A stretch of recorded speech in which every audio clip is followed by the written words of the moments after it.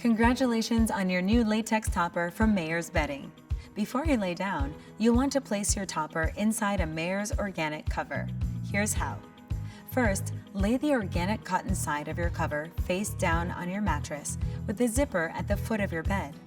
The cover should lay flat with the corners lining up with your mattress. Place the no-slick bottom on top of the cotton cover so that the label faces out and the two zippers line up. Partially zip the cover a few inches. Now, pull the no-slick bottom cover to the foot of your mattress. Place the latex topper onto your cover with the larger holes down and the smaller holes facing up.